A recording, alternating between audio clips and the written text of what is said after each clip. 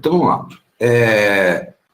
Então, eu fiz um título aí, que é mais ou menos o que a gente vem fazendo, né, trabalhando com ciência de dados, né, e trabalhando dentro desse portal, que a gente chama Portal Covid-19 Brasil. Só muito rapidamente, né, essa iniciativa, ela começa dentro do Centro de Informação e Informática em Saúde, que eu coordeno aqui, né, mas já uniu vários cientistas de várias instituições brasileiras, hoje espalhadas no Brasil. Acho que nós só não temos universidades de 3 estados brasileiros colaborando no portal. E a ideia era poder contribuir um pouco dentro do surto do coronavírus, né, a partir do monitoramento em tempo real dos dados e fornecidos pelas fontes oficiais, né, e, além disso, utilizar algumas ferramentas de análise que necessariamente tivessem um embasamento científico para auxiliar tanto gestores como autoridades e população de uma maneira geral. A motivação, originalmente, do portal foi que, na época, em 25 de março, quando nós efetivamente colocamos o portal no ar, existiam já alguns portais de monitoramento, mas que olhavam, tinham um foco geral para o cenário brasileiro, né, que mostravam as médias do que estava acontecendo. Inclusive, a partir de uma publicação lá para trás, né, do Imperial College, que alertava, que tanto que alertava sobre a epidemia da Grã-Bretanha, mas também para a epidemia dos Estados Unidos, que estava aparecendo em 3 focos principais lá. E quando nós colocamos o portal no ar, nós vimos que aqui o Brasil começou a epidemia com 4 focos principais, e inclusive Fortaleza, tá? Eram São Paulo, Ceará, São Paulo, Fortaleza, Rio de Janeiro e Brasília, né? Nós, inclusive, na primeira nota oficial que nós produzimos, que foi publicada, inclusive, no site da UFRJ, a gente alertava, né, para esse crescimento mais exacerbado nessas regiões, nesses municípios, nessas capitais, tá? E aí começamos paulatinamente, né, a trabalhar com modelos matemáticos de simulação, inclusive na ideia de auxiliar no planejamento da execução, eventualmente, de políticas públicas em enfrentamento do surto de Covid. Então, só um panorama geral, né, do como que a gente trabalha todos os dias, né? Nós temos, dentro da coleta de dados que nós efetuamos todos os dias, tá, uma parte que é automatizada já e uma parte que ainda é manual. Isso, inclusive, o nosso portal, ele não usa os municípios brasileiros. A gente tem que fazer um recorte frente à equipe que a gente tem para poder trabalhar os dados adequadamente, né? Uma das coisas que pouca gente sabe dentro do nosso portal é que, a partir dos boletins epidemiológicos coletados, atualmente, no começo a gente pegava os boletins epidemiológicos do governo federal, depois da Secretaria Estadual de Saúde, e hoje nós trabalhamos com os boletins oferecidos pelas secretarias municipais de saúde, mais especificamente, tá? A gente faz uma auditoria de dados, uma comparação dos dados publicados em cada município que a gente monitora, né, para ver o quão efetivo é esse dado ou não, o quão correto é esse dado ou não. A gente, inclusive, não tem no portal, mas a gente tem um material bastante grande já, desde que a gente começou, né, mostrando como variaram, né, a qualidade dos dados à medida que essa epidemia foi avançando, tá? Esse é um trabalho, por exemplo, tem gente do meu grupo, meus alunos, que acordam 4 horas da manhã, por exemplo, para dar uma primeira olhada nos dados, uma primeira analisada nos dados, para às 8 horas da manhã a outra equipe começar a fazer essa análise e as comparações, tá? Bom, eu queria começar aqui esse debate, né, em trazer, não creio que informações, mas provocações com relação à pandemia acompanhada, inclusive, como eu já falei, desde o começo do nosso portal. E eu trago aqui uma figura, inclusive, que ela mostra a epidemia no Ceará até o dia 70 da epidemia, tá? Comparando, por exemplo, a curva epidêmica brasileira, né? Aqui nós temos a curva do Rio de Janeiro também, tá? E a curva de São Paulo, né? Na verdade, aqui é São Paulo, aqui é Rio de Janeiro. E a do Ceará acompanhando. Do Rio de Janeiro e de São Paulo, é que é um bom comparativo, porque são municípios que começaram a epidemia. São Paulo, por exemplo, foi o primeiro município, o primeiro estado, né, que começou a epidemia, tá? E vem mantendo até aqui, né, tanto o estado de São Paulo quanto o estado do Rio de Janeiro, um padrão de aceleração da curva, né? Quando você olha o padrão brasileiro, né, da curva brasileira, com outros países, nós somos o único país no mundo que, a partir do 50º dia da sua epidemia, tá, manteve um processo de aceleração de casos e de óbitos. Esse padrão foi mantido pelo estado de São Paulo, tem sido mantido pelo estado do Rio de Janeiro e por muitos estados brasileiros.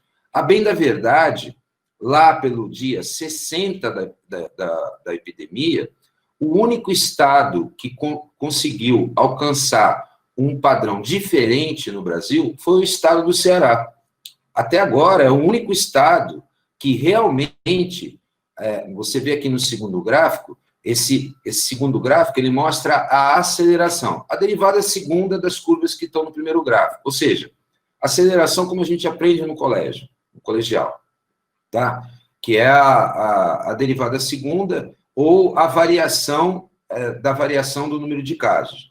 Então, veja, o Ceará, a partir do dia 60 da epidemia, na verdade, mais especificamente a partir do dia 65, ele começou com uma desaceleração e foi o único estado brasileiro que, até o dia 70, mantinha uma aceleração negativa, tá? Bom, qual é a provocação aqui? É que, dito isso, né,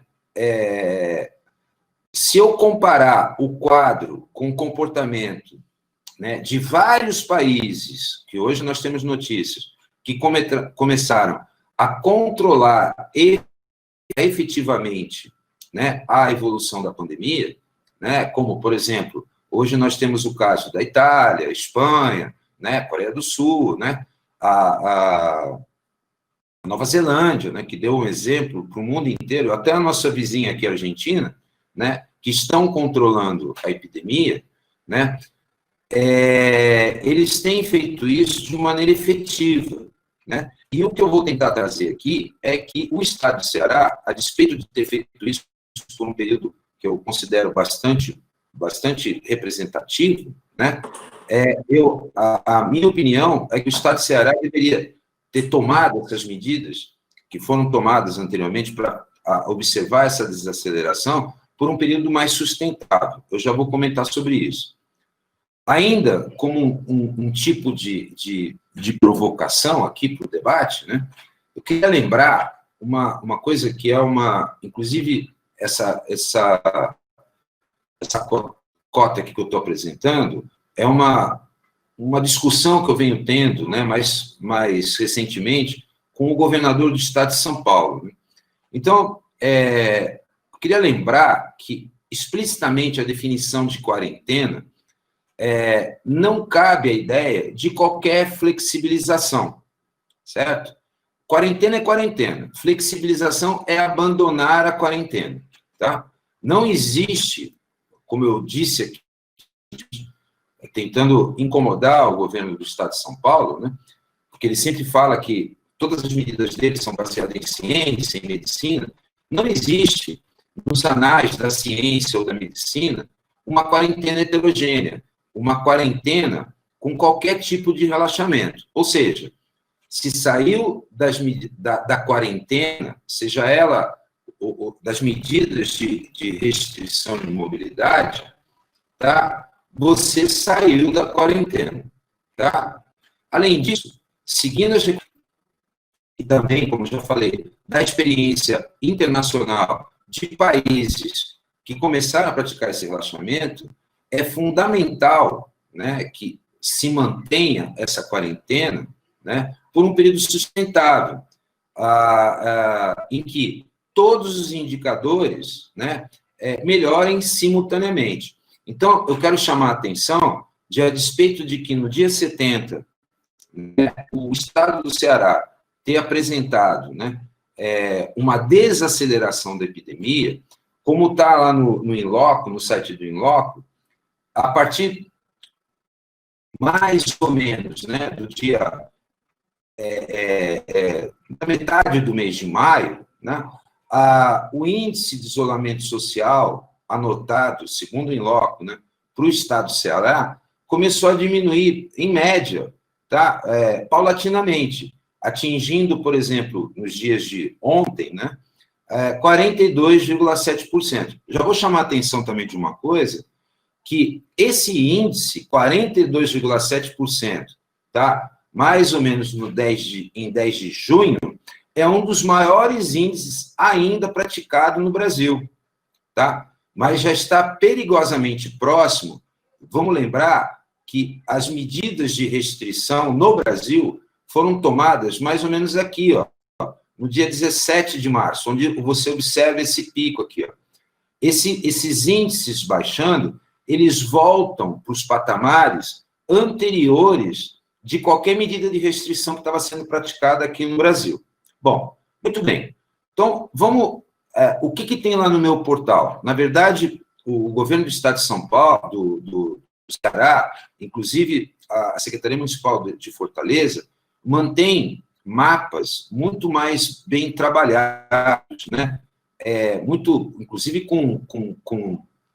codificando, né, o grau, a intensidade, né, dos casos distribuídos no estado do Ceará. A gente mantém mapas específicos para cada estado, para cada região, né, em que fazem análise simples do aumento do número de casos dentro do estado, tá? Isso para nós é importante, inclusive, por uma cota que eu já vou comentar aqui, da questão da regionalização do avanço da epidemia. E o estado do Ceará tem essa característica. Inclusive, ao entrar no site da Secretaria Estadual de Saúde, é possível ver esses mapas muito mais bem elaborados, inclusive, do que a gente produz no nosso portal. Tá? Agora, uma coisa que também é importante anotar, desde que a gente começou o nosso portal, eu acho que nós fomos as primeiras pessoas no Brasil, e isso eu acho incrível, né, a trabalhar com dados por 100 mil habitantes, que é muito mais racional num cenário epidemiológico. Tá?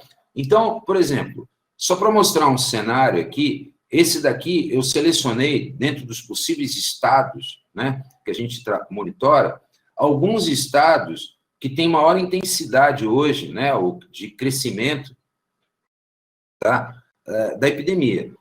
A gente observa aqui muito bem que o estado do Ceará está na 5ª posição em relação ao Brasil, com o aumento do número de casos por 100 mil habitantes. Inclusive, é muito fácil observar que o período, né, em que eu falo, até o final de maio, por exemplo, em que havia uma política real de contenção dos dados, né, e depois um aumento que segue mais ou menos o padrão dos outros estados que estão, inclusive, acima hoje do estado do Ceará.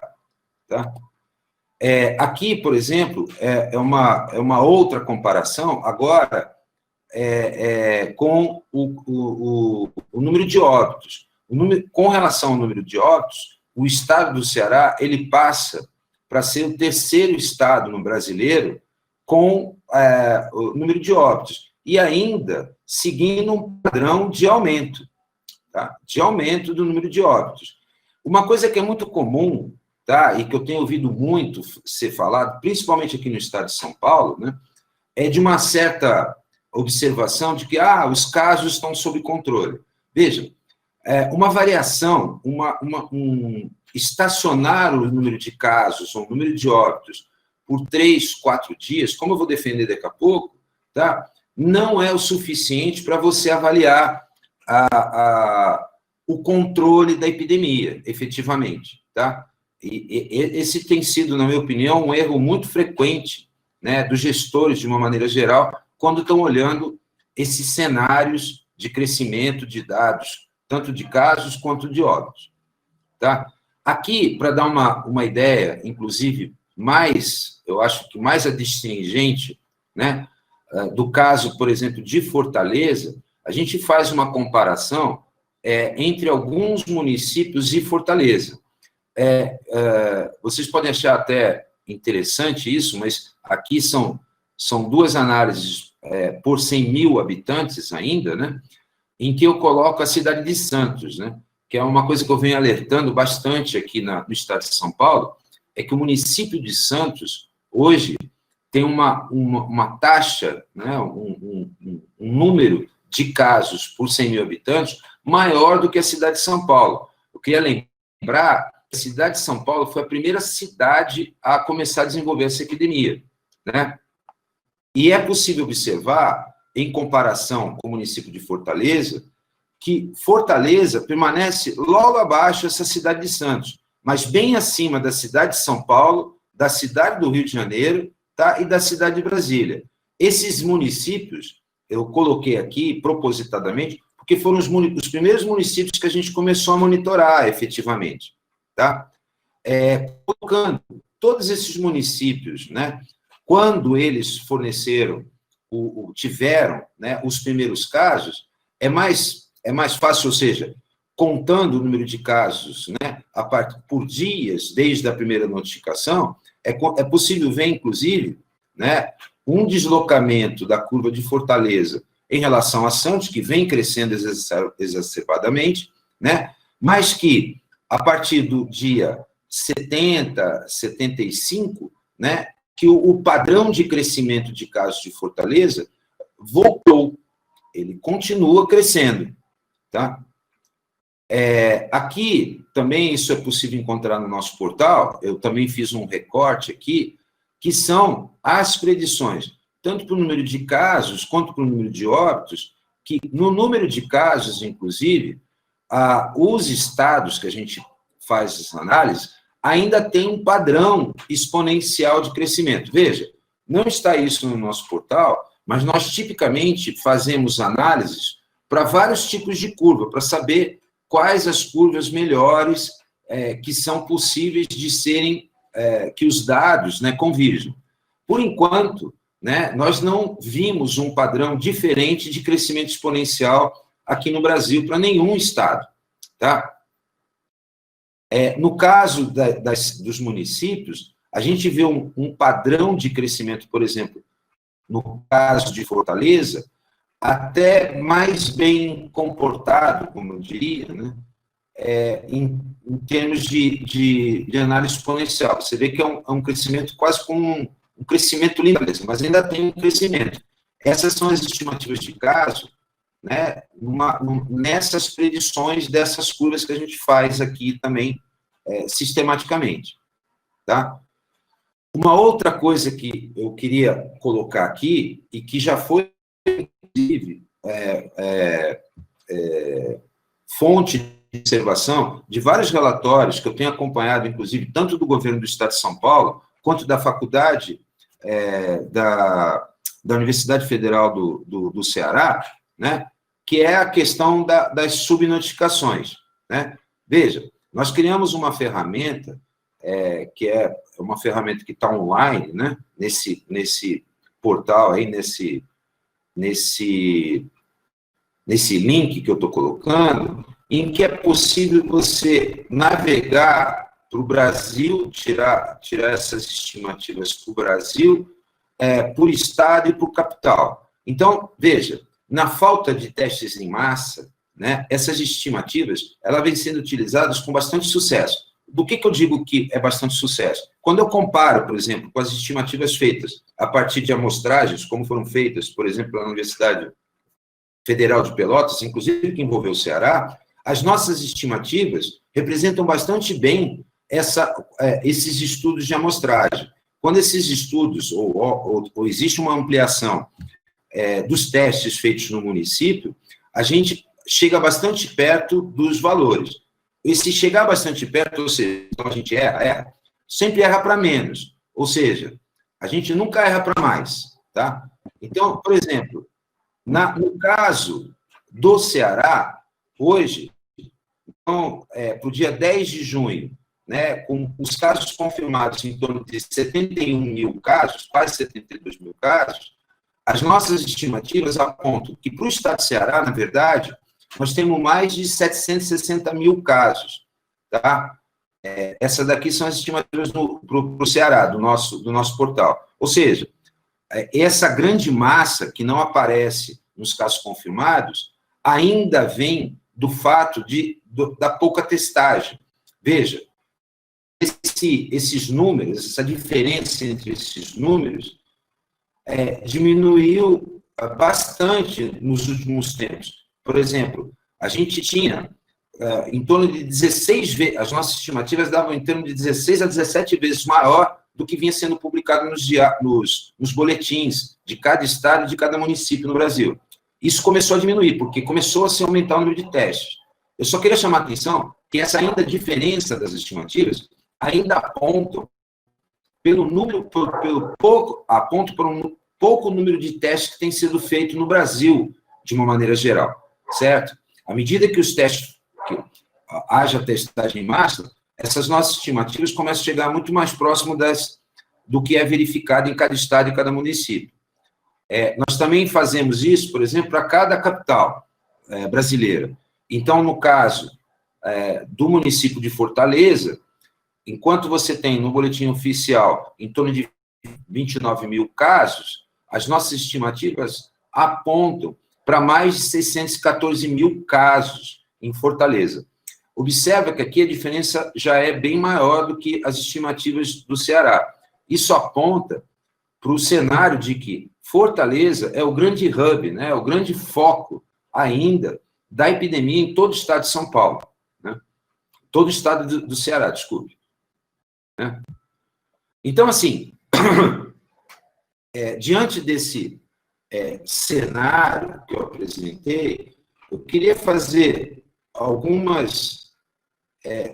em cima desse cenário, algumas recomendações e provocações para a gente discutir aqui, né? Que é o seguinte: segundo a Fiocruz, produzida numa nota técnica, na minha opinião, um dos documentos mais bem feitos da história da epidemia até aqui no Brasil, tá? Observa que metade das regiões para onde a infecção está se espalhando no momento não dispõe de infraestrutura necessária para o seu enfrentamento. E, particularmente, tá, as capitais, elas têm sido o grande foco dessas regiões. Então, vou dar um exemplo muito particular aqui do estado de São Paulo, que a gente conseguiu, inclusive, num relatório, apresentar isso para uma regional de saúde específica. Aqui existe uma região de saúde, que chama-se DRS5, em que tem um município bastante grande, o maior município, né, que é o município de Barretos, o município dos Rodeios. Esse município, ele domina o espalhamento da epidemia para outros municípios. O que aconteceu aqui na região de Barretos? Aconteceu o seguinte: houve um pequeno relaxamento das medidas de restrição, ou seja, se abriu comércio e shopping, que é a tal da zona laranja, propagada aqui pelo governador do estado de São Paulo, tá? Isso aconteceu durante uma semana, tá? Acontecendo isso, 3 municípios do entorno de Barretos, né, que não tinham caso, tá, apresentaram um crescimento significativo de casos. Só para vocês terem uma ideia, tem um município que chama Severina, que é colado a Barretos, que no prazo de uma semana apresentou 29 novos casos, ou seja, eles não tinham nenhum. E, inclusive, nós conseguimos rastrear esses casos e mostrar que esses casos foram de famílias que foram ao shopping de Barretos durante a abertura do comércio em Barretos. Tá? Além disso, nesse mesmo documento, ele conclui, né, que qualquer decisão sobre flexibilização e isolamento, ela não pode ser tomada por uma cidade em particular, né? Ela tem que ser tomada de maneira coordenada no Estado, né, e as cidades que compartilham diversas fronteiras, para levar em consideração a interdependência de relações entre cidades. E mais profundamente ainda, que é uma das coisas que eu vou falar já, com relação à disponibilidade de leitos.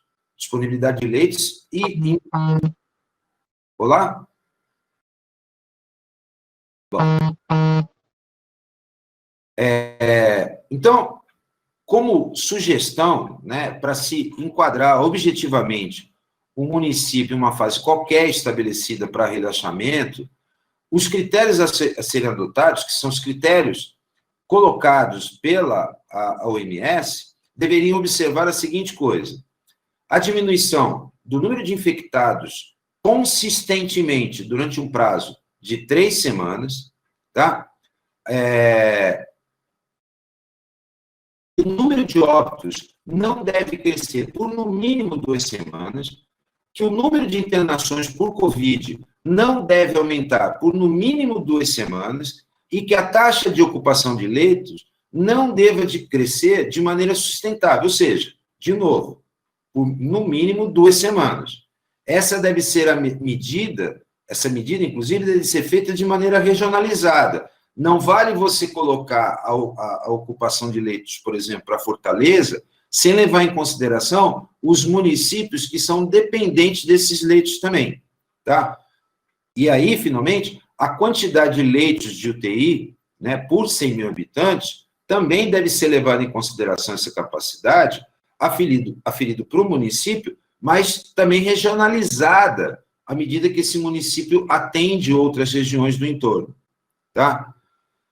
Só para finalizar, vale lembrar ainda recomendações específicas da OMS que abrangem um contexto mais amplo aí, tá? O sistema de saúde, que é a questão da testagem que eu coloquei agora há pouco, deve ter a capacidade de detectar, testar, isolar e tratar adequadamente os casos de Covid, além de rastrear e monitorar os contatos. Vejam, em grande parte, antes de acontecer os relaxamentos no Brasil, tá? Todo o monitoramento da epidemia, ou o que se dizia da epidemia, se falava das pessoas internadas sem nunca haver um rastreio, por exemplo, dos contatos dessas pessoas internadas, tá? Então, continuando, reduzir a possibilidade da ocorrência de transmissão, tá? Em territórios e populações com maior vulnerabilidade social, então, distinguindo no mesmo município que, inclusive, para se manter como restrição de mobilidade, tá? Existem, dentro do mesmo município, comunidades que têm maior dificuldade ou que têm maior vulnerabilidade social. Existem muitos capitais hoje no Brasil em que a taxa de incidência, de incidência da epidemia, ela chega a ser 3 vezes maior em regiões de vulnerabilidade social, maior do que em regiões de vulnerabilidade social menor, tá? Adotar medidas preventivas consistentes em locais de trabalho, né? Mando sempre o cuidado de que essas medidas, isso tem sido adotado, que eu sei, aí no estado do Ceará, mas tomando certos cuidados de que, mesmo com essas medidas, tá, não venha a haver aglomerações insustentáveis de pessoas, né? Tem um caso aqui que eu discuti, inclusive, com o prefeito de São Paulo, sobre a questão da lotação de ônibus, né, que gerou bastante polêmica. Atuar sistematicamente prevenindo o risco de importação de casos de outras áreas, né, principalmente, e uma coisa que eu acho fundamental, né, é envidar esforços para as comunidades estejam suficientemente informadas, educadas, engajadas e empoderadas para se ajustarem aos novos contextos de normalidade, com uma possível flexibilização, né? Quer dizer, o novo normal não é mais a normalidade que existia antes. Bom, eu coloquei esses cenários para a gente discutir e coloquei algumas recomendações, inclusive como provocações, no cenário que está sendo observado aí no estado de São Paulo. Tá? Eu queria agradecer mais uma vez o convite que vocês me fizeram, tá? E fico à disposição aí de qualquer pergunta ou questionamento, a gente fazer um bate-papo aqui.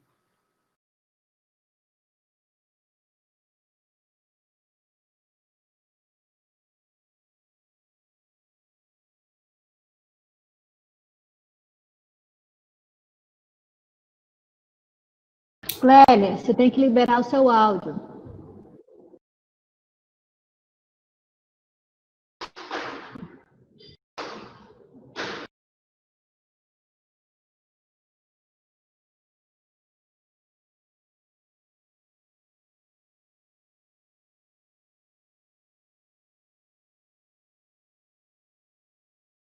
Como a professora Clélia está com um problema tecnológico, eu sugiro a gente já passar para o debate agora para a professora Magda, fazer seus comentários. Desculpem, professor Domingos, muito obrigada por sua fala. Nós vamos passar, então, a palavra à professora Magda Almeida.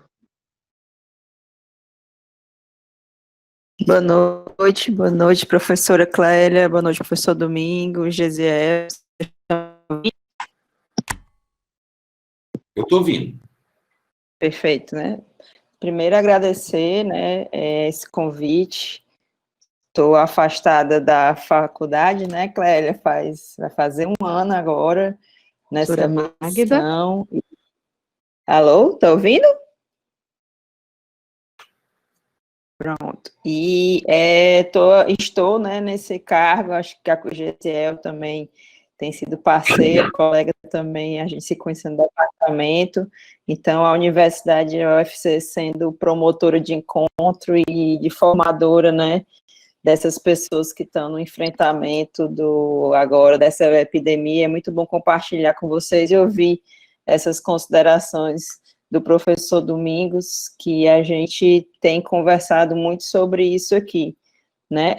Como me foi colocado, para a gente debater algumas coisas, eu vou só aproveitar e mostrar também, e acho que ele já conhece, inclusive, né, como a gente tem feito esse monitoramento aqui no Ceará, e assim, até parabenizar, e depois acho que a gente pode conversar em relação essa questão dos dados, né, de como essa coleta que vocês têm feito baseado nos municípios. A gente, dentro do Ceará, a gente tem um processo de regionalização que é já anterior, né, que foi uma das coisas que facilitou também esse enfrentamento. Então, a gente tem grandes hospitais regionais, né, dentro das regiões de saúde, e a gente já tinha começado a mobilizar uma estrutura organizacional para que as regiões fossem suficientemente, pelo menos autônomas, até a média e alta complexidade. Né? A gente tinha começado isso quando a pandemia chegou, e a gente tem o costume de falar que o que a gente ia fazer em 4 anos, a gente está fazendo em 4 meses, né? Em relação à qualificação, a equipamento, tudo isso. Então, a gente já tem essa facilidade, a gente tem hoje superintendências regionais de saúde nas 5 regiões, né, Fortaleza, Cariri, região norte, litoral leste, Jaguaribe e sertão central. Então, isso facilita a gente algumas tomadas de decisão, mas a gente também expõe, né, a gente tem conversado isso com os prefeitos, com os secretários de saúde, algumas fragilidades que eu entendo que não são de hoje, que são crônicas, né, em relação à vigilância, à notificação. Então, um processo de digitalização dessas notificações não acontece ainda em todos os municípios, né, acho que quem estiver ouvindo da vigilância penou essa semana para a gente conseguir fazer essas auditorias que o senhor tem falado, né, não é fácil. Então, a gente descobre pilhas de papel que estão lá na mesa de alguém para digitar e que saem no boletim do município, mas não estão nos sistemas oficiais ainda. Então, a gente está correndo atrás disso, né, de tentar sensibilizar os prefeitos e os secretários para isso. Então, vou mostrar rapidamente aqui como a gente tem feito isso, e muito vai realmente nessa direção que o senhor apontou. Cleicinho, dá para compartilhar a minha tela? Eu compartilho mesmo, é isso? Não sei se o Cleison está me ouvindo. Deixa eu ver se eu consigo compartilhar. Acho que sim. Todo mundo diz que a minha tela de trabalho é cheia de coisa, né? Vocês vão ver. Também não tem muita coisa para esconder, não, aqui, professor. Então, assim, essa plataforma, que eu acho que é a plataforma que a maioria das pessoas tem acessado aqui no Ceará, né, que é a plataforma IntegraSUS. Ela, na verdade, é uma plataforma de publicização de dados, né? A gente pega os dados que são inscritos nos sistemas oficiais de notificação e transforma de um jeito, tenta, né? Isso também tem sido um desafio grande da gente, como qualificar essa informação, principalmente para o público leigo. Então, a gente já tinha começado aqui com outros indicadores, hospitalares, financeiros, administrativos, e agora a gente está com os indicadores do coronavírus. Então, a gente tem vários dashboards, vários painéis, que à medida que a gente a necessidade foi acontecendo, a gente foi montando esses dashes, né? Então, são, hoje em dia, 13 dashes, né? Alguns não são nossos, o Covid Nordeste, né? E a plataforma de atendimento são secundários, mas os outros são dados que a gente está acompanhando. Então, essa plataforma, a gente consegue ver, por exemplo, no dos óbitos Covid, né, e também no outro, a gente acompanha por região de saúde, por macro-região, né, então a gente, hoje em dia, tem tido uma visão, principalmente da região do Cariri, e aí, acho que é um dos desafios, coloca aqui o professor Domingos, né, como a gente fazer com que esses dados sejam entendidos pela população, cheguem através de informação para a decisão. Então, está aqui essa área aqui do Cariri, né, e aí os óbitos chamando, quando a gente coloca aqui, vai mudando, né, o município. Então, Iguatu chama a atenção, Juazeiro do Norte, e a gente tem acompanhado essa questão através desses dashes. Como ele falou, a gente também tem, né, o painel de análise da flexibilização de alguns indicadores, para que a gente tente, né, é importante também que o gestor local, ele é quem sente isso primeiro, né, a gente está aqui longe, na capital, mas ele sente isso antes da gente. Então, a gente tem um painel com os indicadores, né, taxa de positividade, isso aqui é uma coisa interessante que tem caído nas últimas semanas, a taxa de positividade dos exames do LACEN, né, a incidência aí também, que a gente começando a trabalhar por 100 mil habitantes, as pessoas querem muito números absolutos, né, a taxa de mortalidade, aí um dos indicadores, o Gisele pode também falar mais em relação à Fortaleza, que tem sido sensível aqui, professor, é a demanda assistencial, não só de taxa de ocupação de leitos, mas também das UPAs, né? Então, quando a epidemia chegou, a gente ainda tinha a gente fez uma compra antecipada, mas acho que todo mundo sofreu isso com a questão das entregas, né? Então, na hora que começou, a gente não tinha ainda todo o aparato tecnológico que havia sido comprado para o enfrentamento. Então, as UPAs foram um ponto de represamento importante desses pacientes. Então, a gente também tem acompanhado a questão das últimas. Em relação à incidência, professor, também depois, se o senhor pudesse comentar, houve uma discussão em relação se a gente, obviamente que a gente vai ter que acompanhar, mas o fato de acompanhar a incidência, né, e o número de casos confirmados, se isso não poderia gerar depois uma subnotificação desses casos, né, querendo que se abrissem, na verdade, no intuito de abrir as atividades, de mascarar. Então, esse foi um questionamento, né, de por que não usar tão fortemente esse caso, apesar da gente acompanhar. Então, a gente faz também essa positividade aqui, né, vai mudar, porque caiu nas últimas semanas, essa projeção em relação aos casos que a gente consegue confirmar, como a gente não tem uma capacidade de teste, né, massiva ainda, a gente tem a projeção considerando que 80% desses casos, desses óbitos sejam confirmados. Como a gente já tem um algoritmo de priorização dos exames de óbitos, essa curva aqui, esse intervalo é bem menor, né, em relação aos. Então, isso aqui é só para mostrar rapidamente, não vou me deter muito, aí a gente consegue fazer essa análise da taxa de ocupação, isso aqui é no Ceará, então a gente vê que nessa semana realmente parece, principalmente de enfermaria, que tem caído a ocupação. Tá? Uma outra ferramenta que a gente tem usado em parceria com o Laboratório Íris da UFC, e a gente tem, na verdade, tentado fazer com que os municípios utilizem desses mapas, né, e discutam. Então, aqui eu fiz isso agora à tarde. Os casos confirmados das últimas 2 semanas, né, em vermelho, os casos de 26/2, em azul, de 3 a 10 de junho.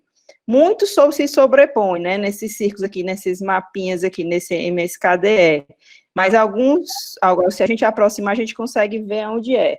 O que é que tem chamado a atenção, né? A interiorização, como o professor Domingos falou, principalmente naqueles municípios de pequeno porte, e alguns municípios aqui no interior do Cariri, na região sul, né, apresentando óbitos nas últimas semanas, mas que não apresentam casos confirmados. Então, isso é um alerta para a gente, né, uma flagzinha vermelha para entrar em contato com a vigilância desses municípios, Jucás, Catarina, que apresentam óbitos, mas que não têm casos confirmados dentro do sistema. Pode até ser que tenha, como eu disse, está naquela pilha de papel lá na mesa da pessoa da vigilância, né, para fazer essa análise. E aqui também um outro mapa que a gente tem acompanhado, que é a questão do R, né, que a gente sabe que tem todas as suas limitações, principalmente em relação à notificação. Então, aqui a gente... Alô, vocês estão me ouvindo? Estamos sim. Perfeito. Então, deixa eu só ver se eu consigo regular aqui. Toda vida eu mexo nesse mapa e faço isso. Ah, meu Deus. Pronto. Vou fazer assim, dá para vocês verem. Então, a gente vê aqui no tempo, né, foi um videozinho mostrando como é a dinâmica aqui, o R que a gente já chegou pelos nossos cálculos até 3/3, então 3 pessoas, né, contaminando, mostrando a dinâmica da transmissão no estado do Ceará. Com uma redução aqui, né, obviamente a gente tem nessa última semana ainda dados a confirmar. Então, a gente tem acompanhado, na hora que a gente clica aqui, Mombaça, por exemplo, a gente tem esse aqui não é R0, tá, gente? É RT mesmo, não é R0, é RT, tá errado no card. Então, a gente vai acompanhando esses municípios e tentando, junto com a vigilância deles, fazer essa integração. O índice de isolamento também, né, que o professor mostrou, que a gente vai acompanhando, sobe, né, e volta, mas aqui na última semana parece que estabilizou em 53, mas esse mapinha aqui já foi mais heterogêneo, viu, professor? Agora parece que está todo mundo realmente com talvez um pouco mais de consciência, né, com o índice de isolamento aumentando. Estava bem heterogêneo esse mapa, todo colorido, e agora ele está de uma cor só, com esse isolamento acima de 50% em relação a esses analíticos aqui.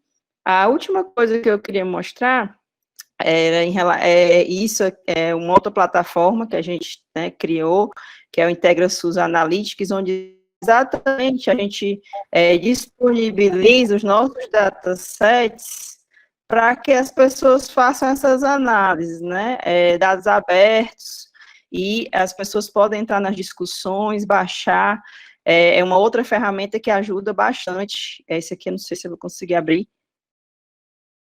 Aqui. Né? Então, eles podem limites, baixos, tudo, e isso ajuda bastante a gente formar essa rede de integração em relação à inteligência e à transparência de dados, né? Então, eram 15 minutos, né? Não sei se já deu, acho que sim.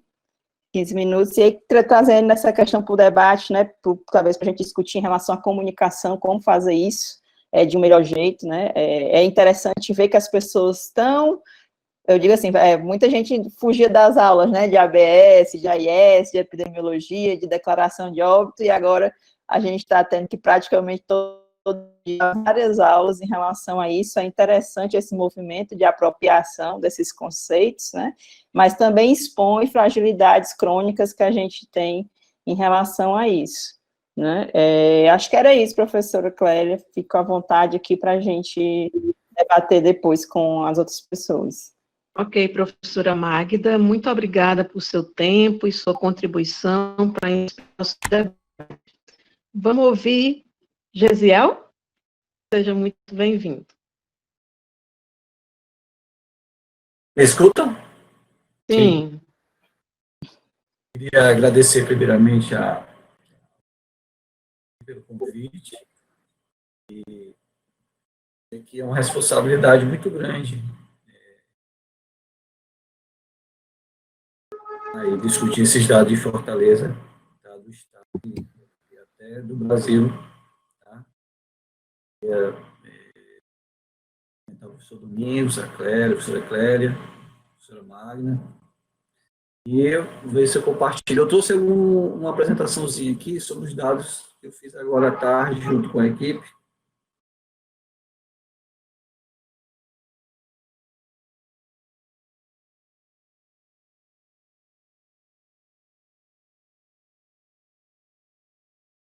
Como é que faz aqui? Porque sumiu a minha telinha aqui. De compartilhar. Apareceu alguma coisa aí para vocês? Ainda não, Gisele. Acho que é lá no final, não é não? Um azulzinho. Sumiu. Eu cliquei e sumiu.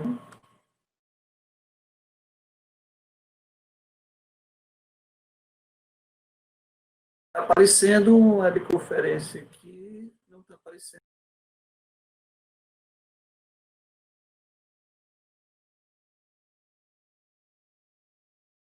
Ah, tá. Estava em outra tela. Deixa eu ver se eu apresento aqui.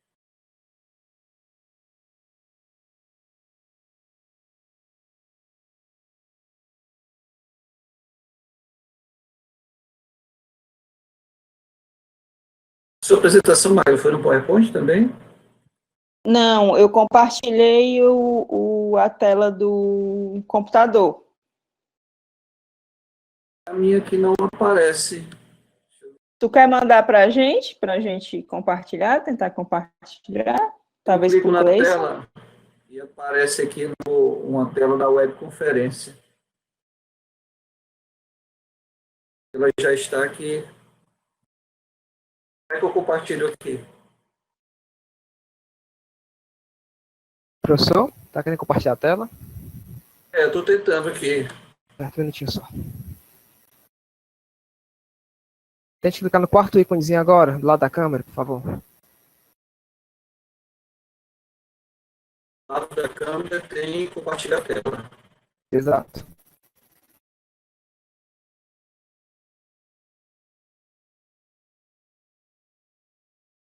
Agora apareceu. Apareceu aí para vocês? Está aparecendo, está carregando. Pronto. Vou ser bem breve aqui em relação aos dados de Fortaleza.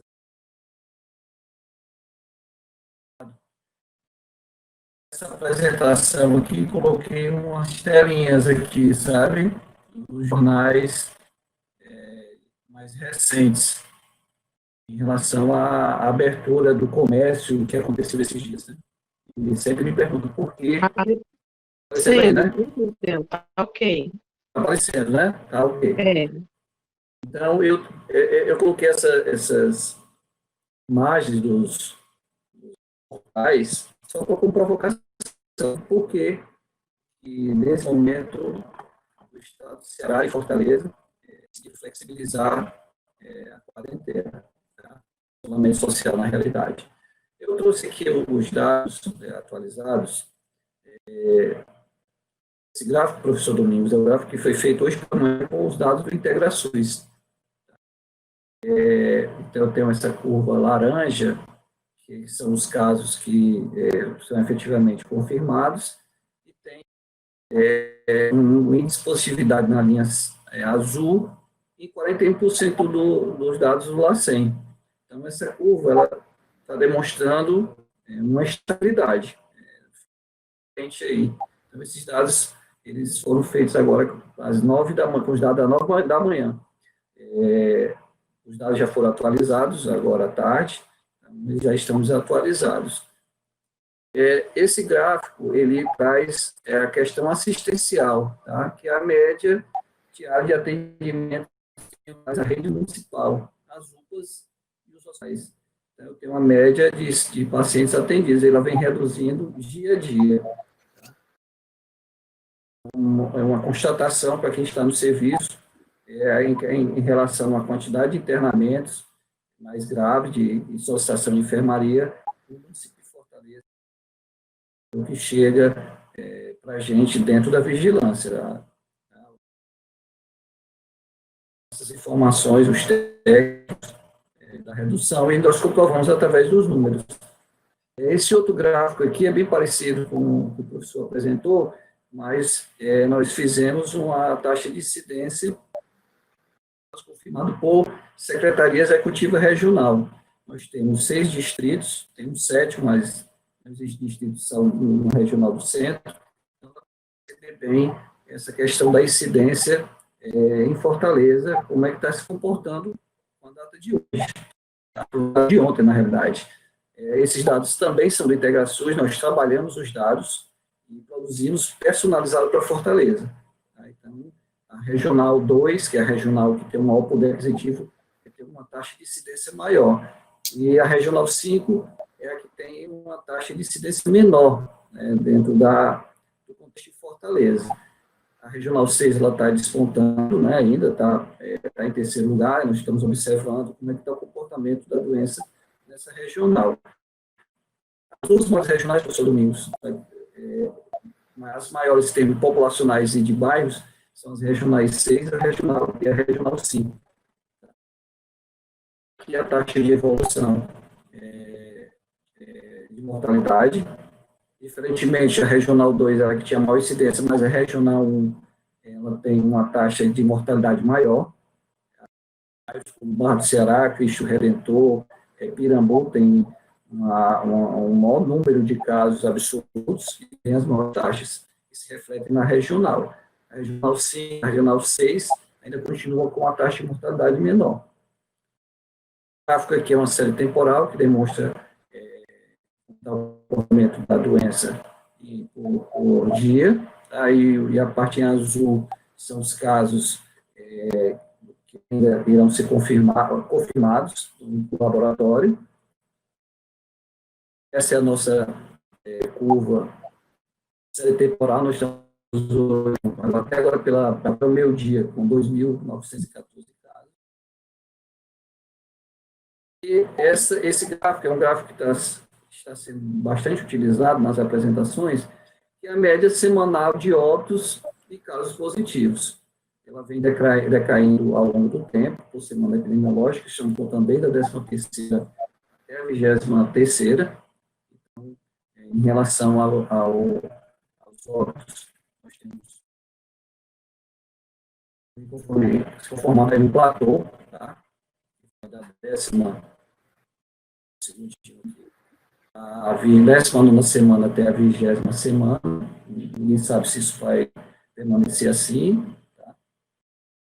A tendência de permanecer com esse platô. Aqui nós temos um outro gráfico analisando a questão dos casos que foram positivados, que foram confirmados, e tem a curva dos casos positivos, mais os que estão em análise tomando por base o LACEN, também utilizando os dados de integrações. Nós fizemos achamos os dados do LACEN, e do dia 1/6 até o dia 10/6, deu uma positividade de 41%. Então, nós refizemos o cálculo, e essa curva está dessa forma. Em relação aos óbitos, hoje nós temos 53 óbitos a confirmar ainda. a grande maioria já está uma curva de casos a confirmar. Uma tendência, quando nós estamos demonstrando aqui, que essa tendência pode estabilizar, e em relação ao que ainda pode entrar no sistema. Os óbitos confirmados, também por semana epidemiológica e mês, do período nós temos uma média de 36,4 óbitos por dia, a de casos ainda de óbitos suspeitos é bastante reduzida. E um dado interessante que a gente publiciza também é como está se comportando a distribuição dos óbitos, utilizando como parâmetro o IDH de Fortaleza. 91% desses óbitos eles estão ocorrendo em bairros de muito baixo e baixo IDH.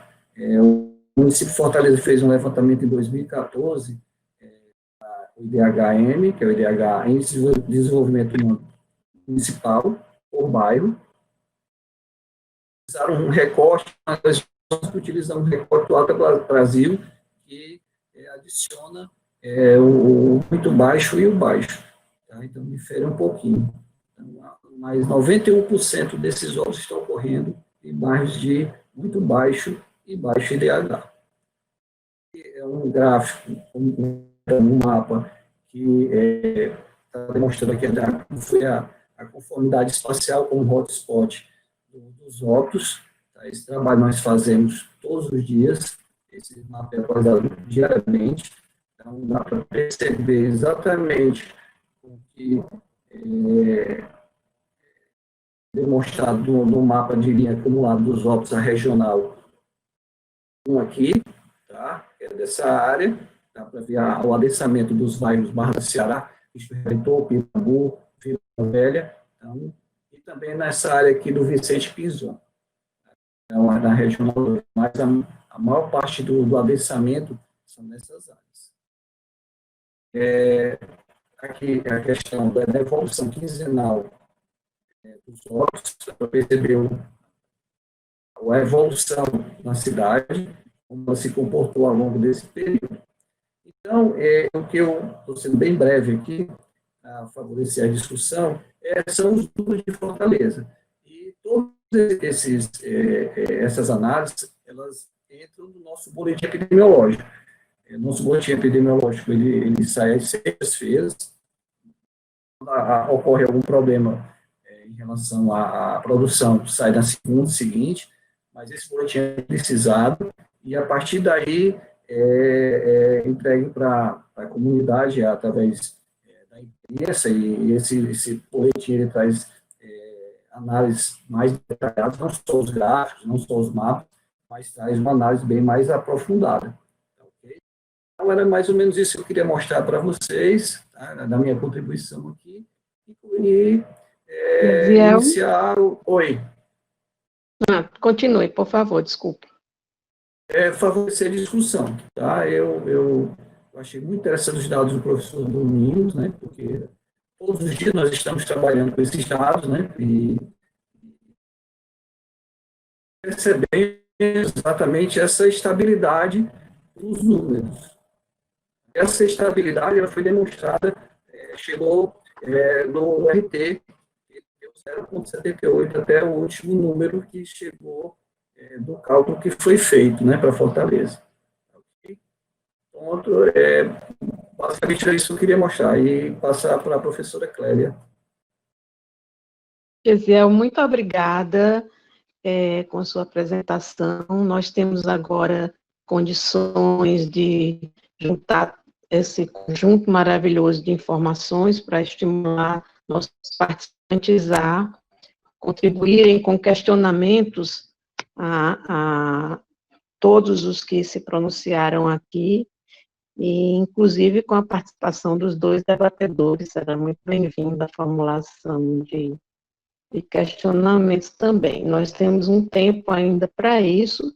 As pessoas que estão participando, quiserem utilizar, quiserem falar, podem habilitar seus microfones e se inscrever. Nós vamos aqui tentar mediar esse trabalho, ok?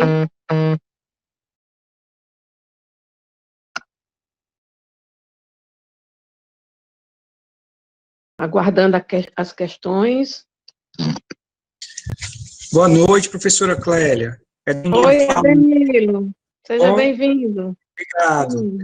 Primeiro, eu queria parabenizar o Observatório, né, a Carmen, por estar mais uma vez envolvida, desenvolvendo essa atividade, né, desejar melhoras aí à Magda, mais uma vez, e parabenizar o professor Domingos e parabenizar o meu querido colega, o Gesiel, aí pela apresentação. Eu tô há 2 semanas engajado num projeto através do Hospital Sírio-Libanês. Estou acompanhando 2 hospitais aqui em Fortaleza. E o que a gente percebe que nesses 2 hospitais que eu estou acompanhando é que a taxa de internação realmente e a taxa de ocupação e a demanda por leitos específicos de Covid, ela vem diminuindo. Mas, paralelo a isso, a taxa de ocupação por outros agravos outros agravos que não sejam Covid, ela vem aumentando, né? E aí existe uma preocupação que a gente vem observando se esse adoecimento ele não tem também alguma relação com a Covid, né? E eu acho que a gente tem que começar também a monitorar, tem que começar a observar essa tendência, porque senão a gente, com essa abertura, com esse relaxamento, e com esse novo cenário que vem se acompanhando, que vem surgindo, né, a tendência pode ser que realmente a gente tenha um cenário mais preocupante no estado do Ceará se as pessoas realmente não respeitarem esse relaxamento gradual que foi estabelecido pelo estado do Ceará, e já querendo parabenizar, tanto na figura da Magda como do Gesiel, tanto a postura adotada pelo governo do Estado, pela Secretaria de Saúde do Estado, como pelo município de Fortaleza, pela Secretaria de Saúde do município de Fortaleza. Tá? Mas nesse sentido, tentar colaborar com a discussão e a gente começar a refletir também sobre outras questões. Obrigado, gente. Obrigada, Danilo. Vamos, então, ouvir nossos convidados em relação à questão colocada. A vida social, né? Então, assim, a gente está aqui no Ceará desde março. A gente, inclusive, o governador decretou, né, o estado de isolamento social bem antes, inclusive, de ter uma situação, né? Muita gente até criticou, né? Na época a gente conversou com o Wanderson e, inclusive, houve críticas em relação a isso. Quer dizer, a gente, na época que o governador decidiu, ainda não estava, né, com a quantidade de casos que a gente tinha, e aí então, eu sei que existe uma pressão social, né, não só econômica, é social mesmo, né, das pessoas voltarem à vida normal, a andarem na rua. Então, acho que tem que ser uma decisão compartilhada. O que é que mostrou os dados é que realmente nas últimas semanas, as taxas de UPAs, né, e de internação dentro da capital, elas reduziram. Mas no mesmo decreto onde houve, né, o planejamento das etapas de abertura, também houve o decreto de lockdown nos locais do interior, onde a gente mostrou para ele que não tinha como, a incidência estava aumentando. Então, principalmente a região norte, né, Acaraú, Sobral, Tianguá. Então, a gente ficou praticamente uma semana onde todo dia a gente tinha reunião com todos os prefeitos, né, das regiões, mostrando os dados para que isso seja uma decisão compartilhada, porque eu acho que esse foi uma das coisas de sucesso de Fortaleza, né, Gesiel? A gente sempre decidiu junto, assim, os dados, os indicadores, né, as decisões que vão ser tomadas. E aí, acho que esse movimento, junto com as regiões de saúde, né, junto com os prefeitos do interior, também está no mesmo decreto, onde houve, né, a fase de reabertura, o planejamento da fase de reabertura, como o Gesiel falou, a gente sempre deixou muito claro, e o governador, não existe relaxamento, a gente vai observar, a gente pode tanto ir para frente, mas como pode ir para trás. Mas aí também acho, professor, que entra num outro paradigma, que inclusive eu discuti hoje com uma colega da faculdade, que é esse compartilhamento de responsabilidade com o poder público, né? Eu vejo que o poder público ele é muito cobrado de tomar decisões, né, de fornecer um aparato, mas que tem que lembrar que as decisões individuais, elas fazem parte também disso. né? Então, se eu vou para a rua, assim, é preciso ir para o shopping consumir agora, né? A gente tem que fazer, acho que também essa reflexão como indivíduo, né? Dentro da sociedade de consumo, eu preciso estar dentro do shopping consumindo que tipo de serviço? Né? Casa Pio, tudo bem. Quem é que está andando que precisa de sapato desse jeito, né? Então, assim, me preocupa, entendo também a sua preocupação no sentido de flexibilizar, né, de informar, mas eu acho que a gente também tem que empoderar o cidadão para isso, né? Esse novo normal. O que é que vai ser esse novo normal? Né? A gente vai continuar mantendo o mesmo padrão de consumo? Será que a gente não avaliou que consegue viver sem algumas coisas, né? Então, eu acho nesse sentido, não decisão. Eu acho que naquele momento foi a que deveria ter sido, né? Se os indicadores estão mostrando que tem uma redução, essa taxa de positividade no LACEN caindo para Fortaleza, estou falando para Fortaleza, porque para os outros locais é um outro cenário, né? Inclusive porque nos outros locais, e aí foi uma coisa que o prefeito de Fortaleza também, com muita responsabilidade, assumiu, eles sabem que, por exemplo, para a região de Fortaleza, né, falando de região, os outros municípios utilizam a rede de Fortaleza.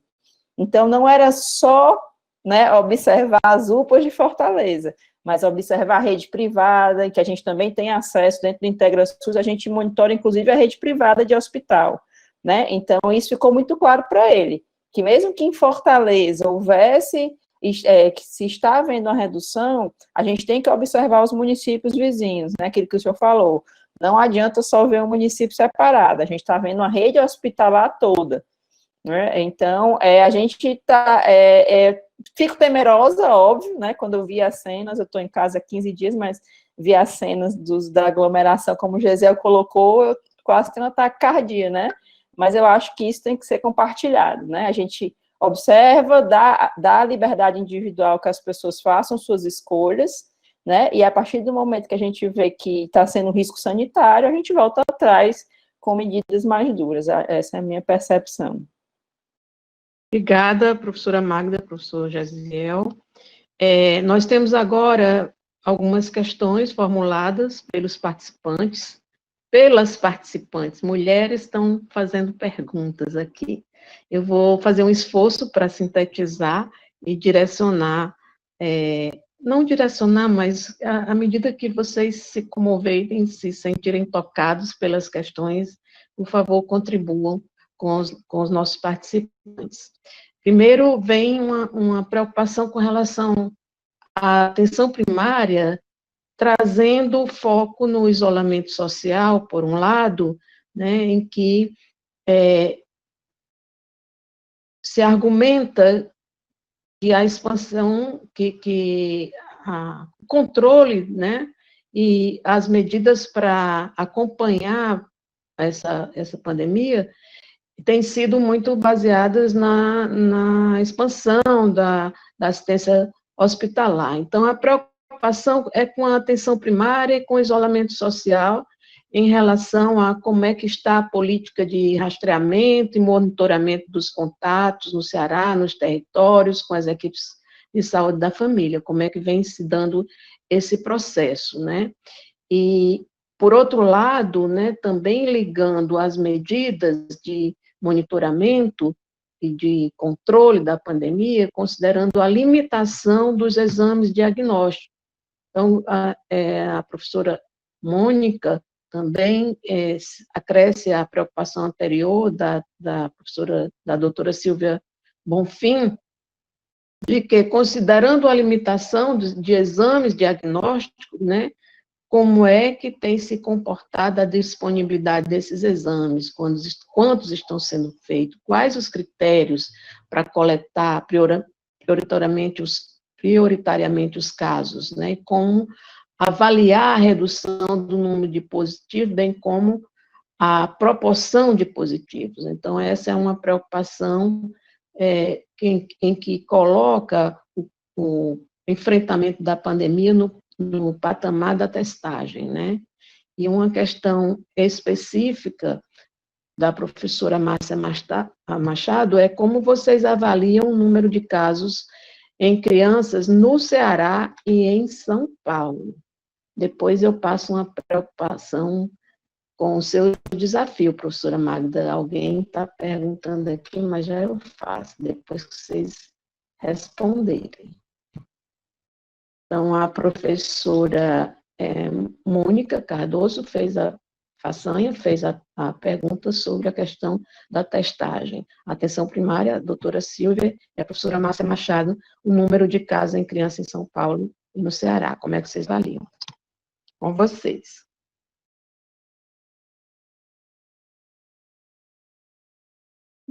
Bem, posso responder rapidinho a professor Domingos, inclusive, da professora Márcia, professora Silvia, tudo bom? Boa noite. É muito bom, né? Tá conhecendo muita gente e fica entre amigos aqui, é uma conversa boa. Para quem está isolado, então, é ótimo. A questão da testagem. A gente ampliou a testagem, né, do LACEN para o EMOSSE também, e a gente fez um edital de chamamento público para laboratórios privados participarem também. Então, a gente aumentou, obviamente não é ainda, né, o ideal, estou falando de RT-PCR, né, porque a gente também tem os testes rápidos, e se vocês forem ver no IntegraSUS, hoje em dia os testes rápidos, eles já superaram a quantidade de RT-PCR. Então, como a gente também monitora as farmácias, laboratórios privados, isso aumenta, obviamente, o número de testes que aparecem lá. Mas a gente permanece ainda com a mesma indicação do Ministério para casos suspeitos, né, síndrome gripal e SRAG, que é uma crítica, assim, a gente precisa ampliar essa vigilância, né, de síndrome gripal, e aí já colocando a outra pergunta em relação à atenção básica. Entendo que a atenção básica, no começo, ficou meio perdida por conta de falta de EPI. Eu acho que os municípios não acreditaram na gripezinha que estava vindo, e aí não os culpo, porque mesmo dentro da própria secretaria, acho que o José acompanhou isso, né, a gente apontava e as pessoas não acreditavam, né, vocês estão investindo muita energia num negócio que não vai chegar aqui.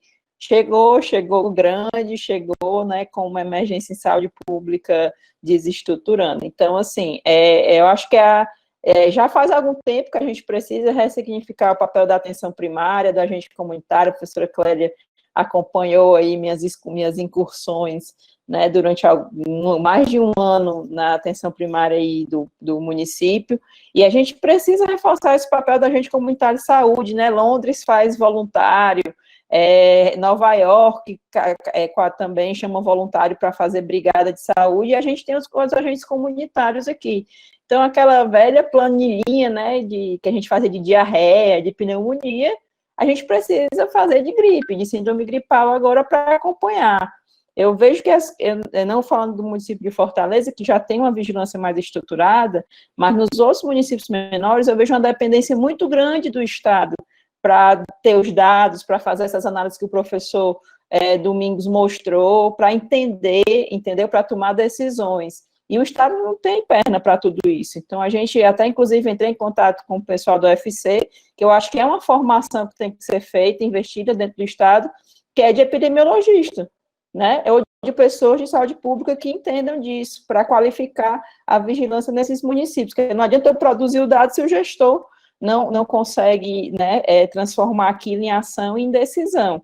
E a gente tem visto muito isso, uma dependência muito grande do Estado em relação à produção desses materiais e para tomar decisão, né?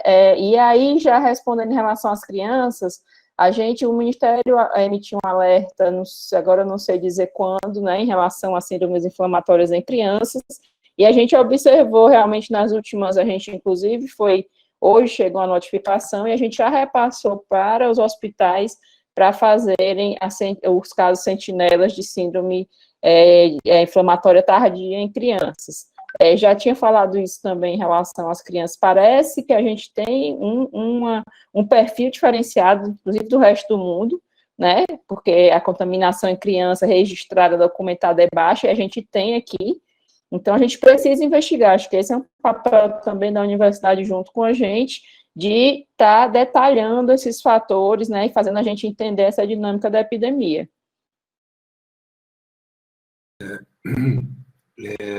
Com relação aos casos em crianças aqui no estado de São Paulo, até onde a gente consegue monitorar, né, os casos têm mantido o mesmo padrão, mais ou menos observados as porcentagens, né, internacional, com um pequeno desvio, né, mas ainda dentro do padrão.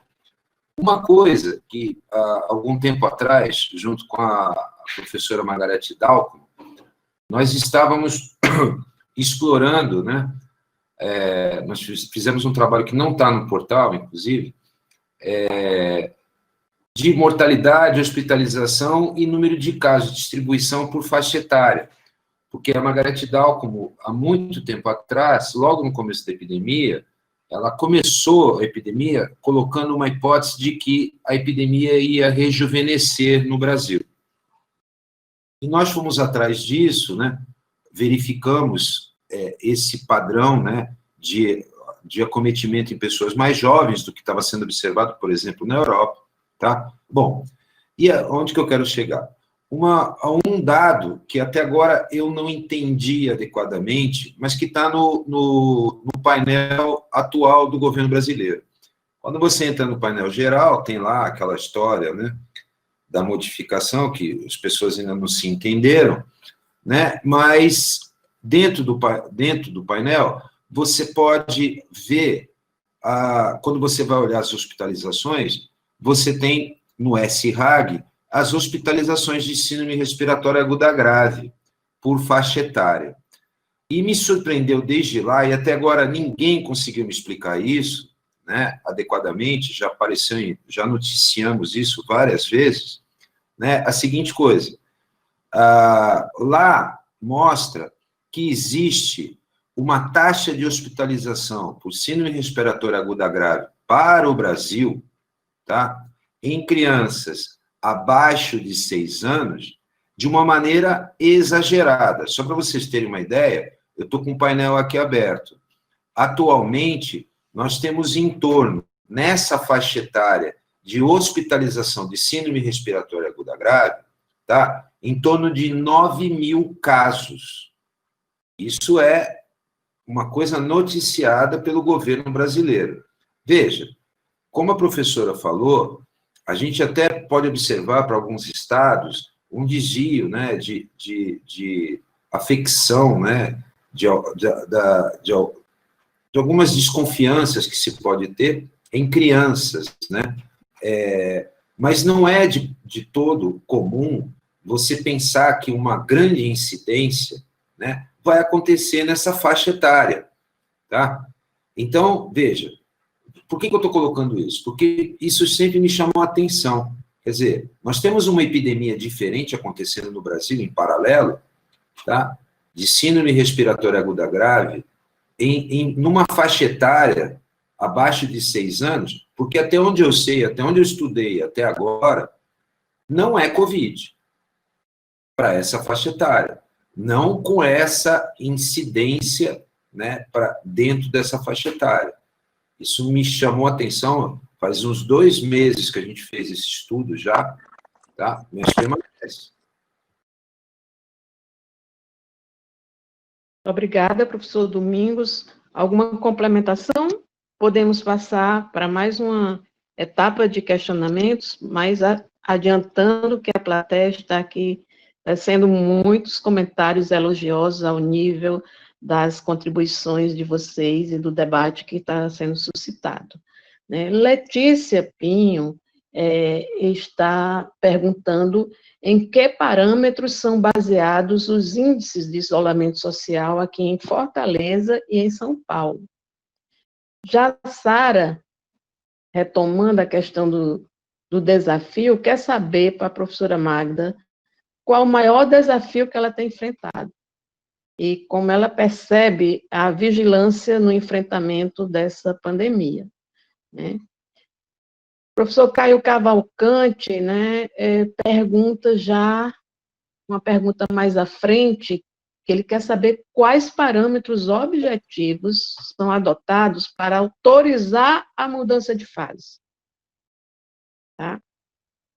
E a Sheila Brito pergunta quais as ações estão sendo realizadas para os grupos de risco por doenças crônicas não transmissíveis.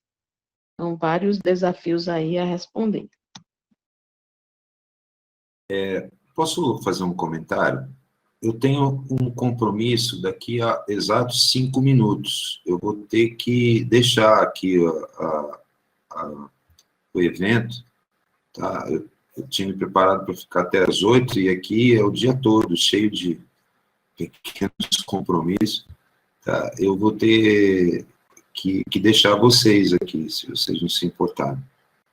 Sim, nós previmos até 8 horas, já estamos com 11 minutos, podemos colocar mais 4 minutos para as respostas às questões formuladas, dado que não vieram mais até o presente, e as considerações finais. Assim, o senhor fica conosco até o fim, professor Domingos. Tá bom. Então, já respondendo a questão aqui de São Paulo, eu, honestamente, eu tenho atacado veementemente o relaxamento aqui, inclusive acusado de que existe um certo cinismo, né, nas medidas de relaxamento. Só para vocês terem uma ideia, como foi colocada a pergunta, né, aqui existe uma progressão entre os municípios do estado de São Paulo, que é por cores, né? A vermelha, que é a mais restritiva, seria retomar as medidas restritivas de mobilidade, depois o laranja, que você abre shopping, comércio, amarelo, que você vai abrindo mais coisa, verde, etc. e tal. Bom, o que a gente vem atacando aqui no estado de São Paulo? O fato de que essa possibilidade de você voltar, né, de você passar de uma fase para outra, ela está única e exclusivamente visando o comércio, visando o consumo, como a professora falou agora há pouco. Né? Em que sentido? Vejam bem, o Gesiel colocou agora, né, vários indicadores, e como eu coloquei na minha fala, né, que tem que ser observados concomitantemente para você saber se está funcionando ou não. O Gesiel, ele foi bastante pontual na quantidade de indicadores que tem que ser administrado. E aqui, a decisão ela é feita em a menor nota no indicador do sistema de saúde que pode oferecer e dos indicadores epidemiológicos. Então, só para vocês terem um exemplo, um município aqui no estado de São Paulo, ele pode ir aumentando a sua taxa de ocupação de leito até perto de 80%. Tá?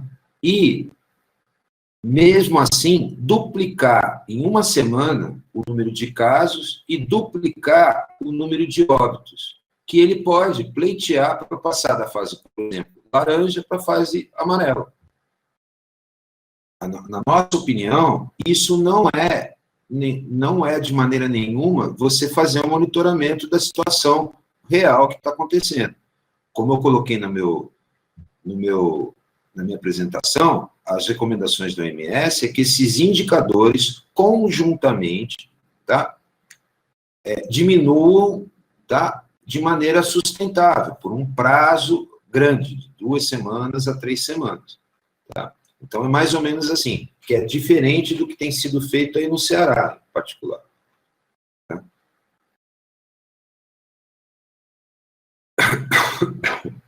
Obrigada, professor Domingos. Já podemos nos despedir do senhor, agradecer muito a sua contribuição, a gentileza de nos acompanhar durante todo esse tempo. Bom trabalho aí em São Paulo e o apoio que o senhor tem dado também ao Ceará, à Secretaria Estadual da Saúde. Muito obrigada. Eu que agradeço mais uma vez o convite e vamos ver se esse negócio acaba logo para nós efetivamente podermos, né, nos dar as mãos, nos abraçar, como a gente faz muito bem nesse país aqui. Tá bom? Obrigada. Um grande abraço a todos. Clélia, acho importante a gente, com os convidados que estão, a gente finalizar uma resposta, né, são algumas respostas bem específicas, concorda? Assim, nós vamos ouvir o professor Raziel e a professora Magda, Tá bom, né, ótimo. em atenção a todas as pessoas, para a gente poder finalizar. Nós tivemos de casa cheia o tempo todo, ainda temos um número significativo de participantes nessa sala. Vamos lá, professora Magda, professor Jaziel. Já vamos encerrar as considerações finais, já? Não, antes poder responder aos questionamentos, acho que vocês foram bem instigados aí pelo professor Domingos em relação às medidas da retomada, né, que o governo do Ceará está colocando como retomada responsável das atividades econômicas, mas, ao mesmo tempo, ele nos desafiou em relação aos questionamentos que ele está fazendo. Então, para Fortaleza e para o Ceará, como é que vocês estão percebendo isso, né, em relação também às questões que foram formuladas, parâmetros objetivos para autorizar a mudança de fase, né, como é que se mede, como é que tem se medido os índices de isolamento social, né, o maior desafio para a Magda, essas questões estão aí, e como é que se faz, como é que está fazendo em meio à pandemia o controle das doenças crônicas não transmissíveis. Vamos lá. Há uma provocação da gente, eu posso falar que a Vigilância Fortaleza ela é provocada em relação a esses indicadores, se é o momento certo. Eu tenho contato com vários professores, a academia está dentro da vigilância, dentro do que eu falo, através dos egressos que estão na vigilância epidemiológica, também do Estado, tem muitos egressos, e o contato é íntimo, então, ligo, a gente conversa, troca ideia. Então, um questionamento, é o momento. Eu acredito que tem que ter um equilíbrio. Tá? E os números hoje estão indicando uma situação que eu não posso dizer que é totalmente confortável, mas está indicando um caminho. E a questão da retomada das atividades econômicas, em algum momento ela teria que ser discutida. Ela foi tomada nesse momento com responsabilidade. Então, esses indicadores eles estão mostrando que há uma retomada com indicadores robustos, que estão sendo monitorados tanto pelo município de Fortaleza, pela equipe de saúde do Estado, e eu acredito que o professor Domingos, o esmero que ele tem com os dados, com a questão da vigilância desses dados, é louvável, mas acredito que aqui em Fortaleza, e principalmente no Estado, tudo está sendo feito com bastante responsabilidade. Certo? Em relação ao que o Caio perguntou aqui, ele perguntou o que mais, se eu posso responder.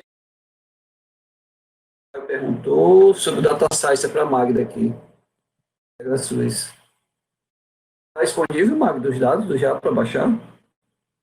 Tá. Tanto os dados do IntegraSUS, né, estão disponíveis na própria página, como esses datasets do IntegraSUS Analytics. Eu coloquei aí a página para quem quiser participar dos fóruns de discussões, para os debates, pode entrar na página e acessar os diferentes cenários para a COVID, vão ter também outros bancos de epidemiologia para que qualquer pessoa possa analisar e debater com qualquer outra pessoa do Brasil e do mundo. Outra questão que eu queria trazer, né, Bagda, essa questão da disponibilidade dos dados. Em um determinado momento, Fortaleza tinha um banco, esse banco ele vinha sendo mantido, e, em um determinado momento, nós decidimos utilizar o banco do IntegraSUS. E eu queria deixar aqui meus parabéns para a equipe que está desenvolvendo esse trabalho. É um banco muito organizado, tá? Trabalha com dados biológicos, data science, facilitou o meu trabalho em algumas situações. Então, esses dados são personalizados para Fortaleza, na lógica de Fortaleza, e nós conseguimos produzir bastante informação a partir dos dados que o IntegraSUS disponibiliza para a gente. Deixar aqui minhas felicitações aqui à equipe de vocês pelo trabalho do IntegraSUS. Obrigada, Gesiel. O pessoal está aí assistindo, então acho que eles estão muito orgulhosos de ouvir isso. O André, eu tenho contato, né? O André, o Ramsés, a Sara, a Daniela, tá todo mundo aqui assistindo. Desde quando fica perturbando. Mas perturbar é bom para a gente crescer, né? Se não bater, a gente não cresce, não. Vou mostrar rapidinho essa questão da retomada responsável das atividades econômicas e comportamentais, porque a gente fez um jeito diferente de São Paulo, né? A gente não fez cores e por região. E a gente se baseou principalmente nos indicadores, né? Isso que o Gesiel está falando. Cleison, não sei se eu estou consigo passar aqui o próximo? Vocês estão vendo? Não. Não, nem eu. Só aquela setinha, professor, que vai passar. Pois é, passei, mas não apareceu. Tu consegue passar para mim? Está aqui, só um minutinho só.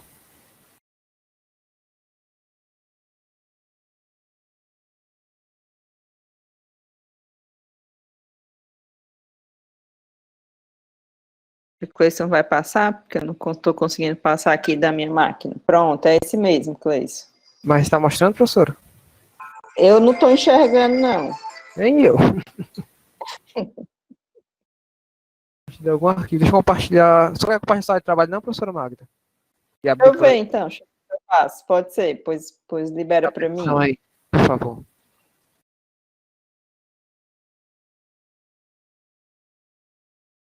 Vou mostrar, então, rapidamente meu WhatsApp. Não é meu WhatsApp, vocês viram? A questão dos critérios, né? Vocês estão vendo agora? Sim. Sim, estamos vendo. Só ampliar a tela. Dá para ver? Então, dá para ver, sim. Pronto. A gente, diferente do professor Domingos faz em São Paulo, a gente, os critérios são todos juntos, né? E, não é ou.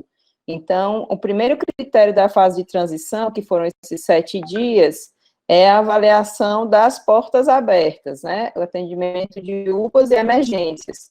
Então, por isso que eu mostrei aquela taxa de ocupação, que não é taxa de ocupação de UPA, né?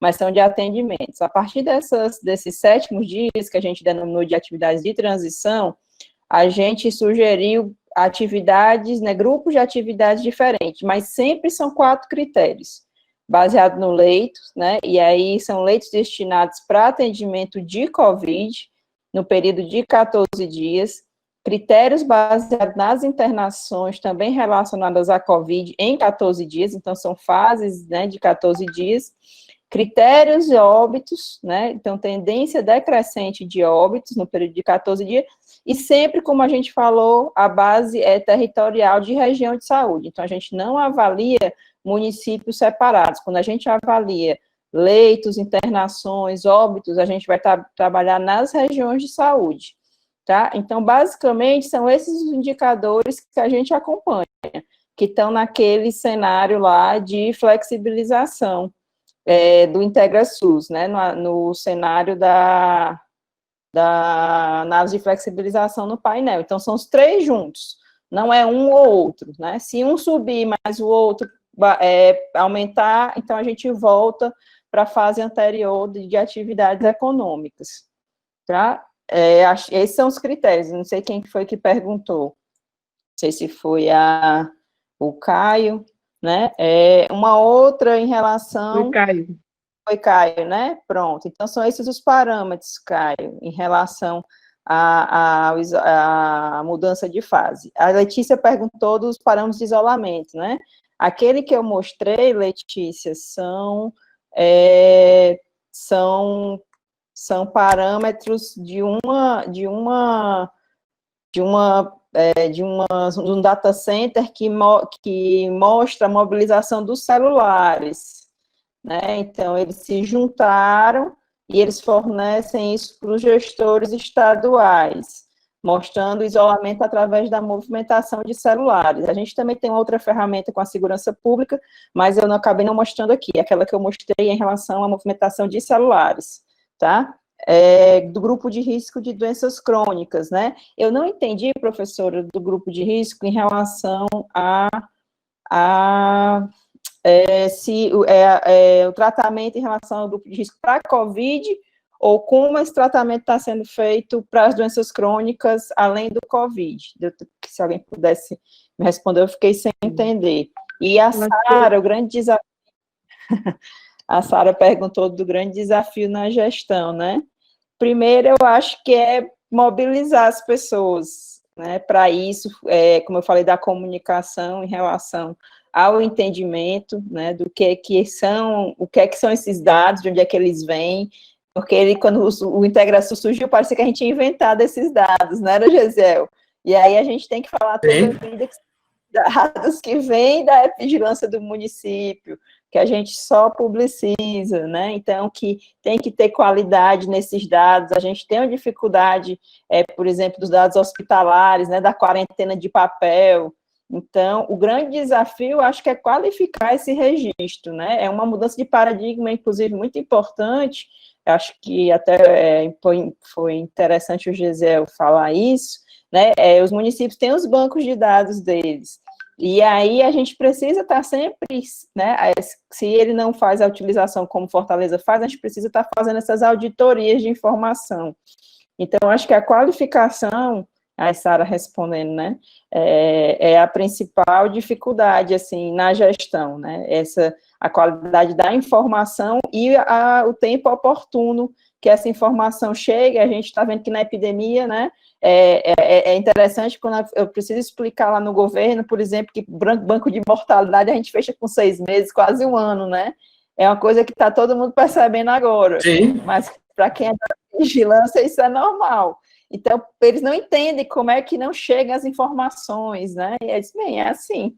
Mas eu acho que é uma mudança de paradigma importante que vai ficar de legado da Covid, né? Uma informatização muito rápida, grande, necessária, precisa ter um perfil de competências, né? Gesiel mexe nisso há muito mais tempo, com muita mais propriedade, mas com a questão de fazer mapa, de gráfico, de leitura, de tudo isso, né, de limpar a base, e eu acho que isso mudou o perfil, né, das pessoas que trabalham nisso. Precisa de um dinamismo maior, apesar de parece que a gente trabalha agora mais do que 24 horas, né, porque as informações não param de chegar. Só queria saber se podia definir melhor essa questão do grupo de risco para eu poder responder. Acho que eu respondi todas. Foi a pergunta de Sheila, creio, quais as ações que estão sendo realizadas para os grupos de risco por doenças crônicas não transmissíveis. Me parece que o atendimento a essas pessoas que parecem que a Covid, vamos dizer, deixou um pouco de atender essas pessoas. Me pareceu assim a pergunta, mas se Sheila tiver aí. A suspensão, assim, as atividades, né, quando a gente fez, principalmente a suspensão das atividades eletivas, elas não contemplavam todos os casos. Os casos, né, mais graves, cirurgias oncológicas, atendimento de hipertensão e diabético, paciente com câncer, eles foram mantidos, obviamente respeitando as regras de biossegurança, de isolamento social, mas elas foram mantidas, normal. O governo, inclusive, isso é uma coisa que tem que ser avaliada. Acho que quem está mais perto aí no município pode falar. Foi-se utilizado muito telesaúde, né? Houve uma abertura do CFM para isso, também depois do CREMEC. Então, as teleconsultas com receitas eletrônicas, com fornecimento de atestado, tudo isso a gente manteve para que os pacientes de doenças crônicas não transmissíveis não tivessem os atendimentos, principalmente aqueles emergenciais, interrompidos, né? Não sei como é que está funcionando, realmente desconheço como é que está funcionando a telesaúde que o Ministério disponibilizou pelo SUS, né? No governo do estado, a gente disponibilizou uma ferramenta que é o plantão coronavírus, que dependendo da linha de risco, inclusive hoje não, segunda-feira a gente começou a interconsulta hematológica, né, para os pacientes com tratamento tromboembólico do COVID. Então a gente tem cada dia mais inserido novos serviços, saúde mental, agora vai ter UTI também, né, ter atendimento de UTI, então para que esses pacientes não fiquem desassistidos, e se precisarem de atendimento, eu acho que isso Fortaleza também manteve, os outros municípios, o atendimento das equipes de saúde da família emergencialmente também. Podemos, então, seguir para as considerações finais? Ok. As damas, ou eu... Queria falar que a Vânia falou também, a Vânia, colega lá da Vigilância Sanitária, falou aqui, que ressalta que a Vigilância Sanitária e a Vigilância de Saúde do Trabalhador do município de Fortaleza estão em uma atuação conjunta no momento da retomada das atividades econômicas. Sim. Aí nós temos uma coordenadoria de vigilância e saúde, na pessoa do Dr. Nélio Moraes, temos o Dr. Tanta, na vigilância tecnológica, também temos a doutora Robéria, de informação, também fazendo um trabalho riquíssimo, né, no levantamento das declarações de óbito, está fazendo um trabalho importantíssimo, montando todo parte dos óbitos, os relatórios relacionados a resultados de exame, o que tiver em relação ao hospital, né? Aline, tá? E o doutor Atualpa, e tem a Saúde do Trabalhador, Larissa, tá? Faltou o nome agora, tá? Mas a doutora Larissa, então, o pessoal que está com a gente, tá? Apesar de hoje estarmos um pouco distantes lá no prédio da Secretaria, estamos trabalhando em conjunto. Tá? Então, Vânia, vigilância sanitária e vigilância a saúde do trabalhador também trabalhando forte em relação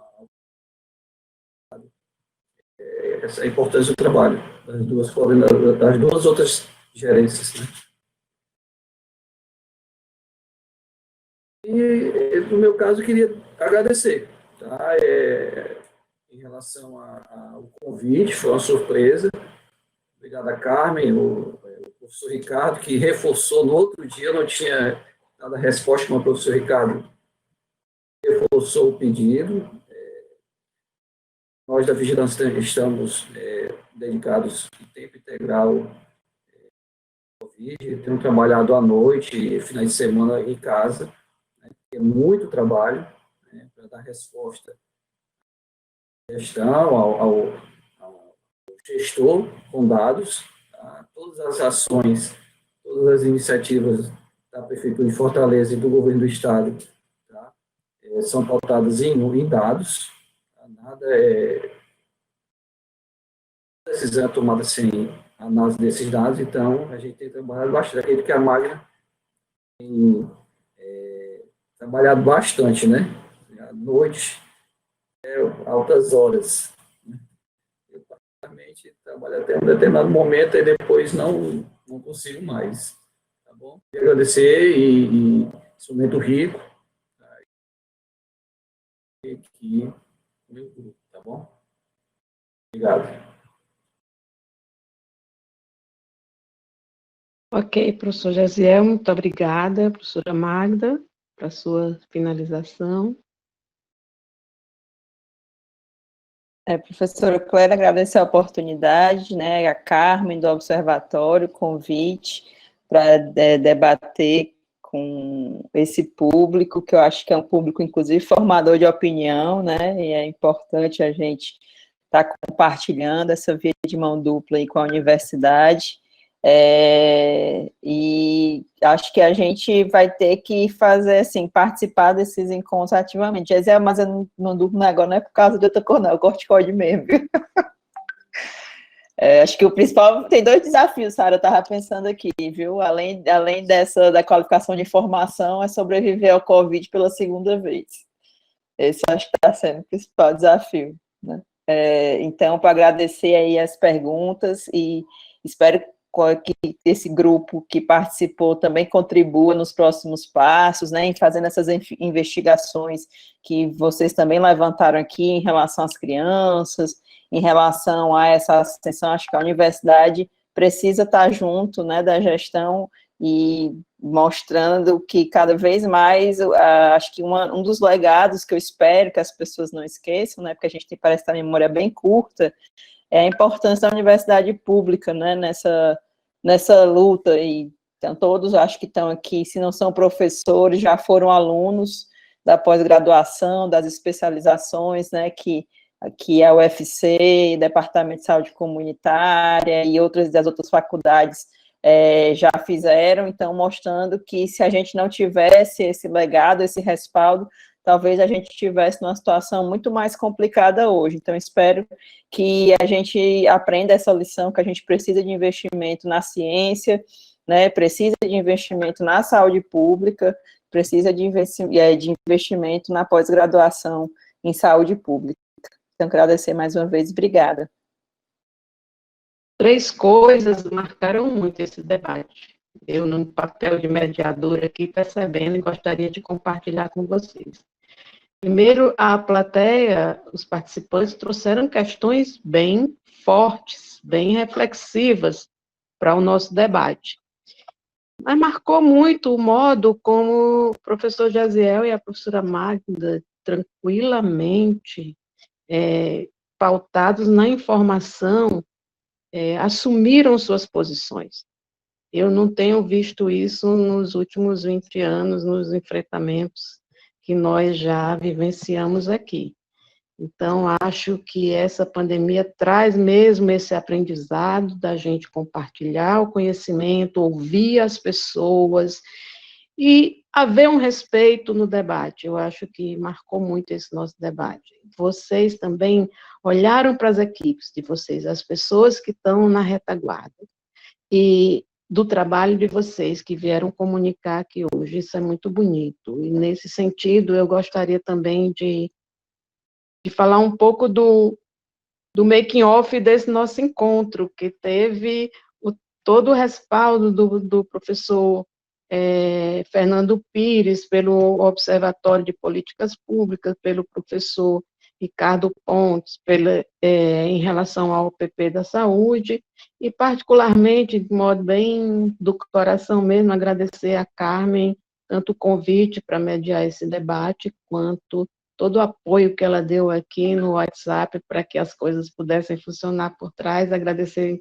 ao Cleison também, que eu não conhecia, e todo o apoio que ele nos deu. Tivemos momentos assim, de tensão na falha, alguma porventura falha da tecnologia, ou nós mesmos mexendo aqui nos botões do celular, mas conseguimos fechar nosso debate com um bom resultado. Muito obrigada a todas as pessoas que nos acompanharam até aqui, em especial aos nossos debatedores, que foram também questionados pelo nosso convidado externo, o professor Domingos, que trouxe muita contribuição para nós também. Muito obrigada a todos, nos vemos em qualquer outro momento, no próximo encontro do OPP de Saúde. Obrigada. Tchau.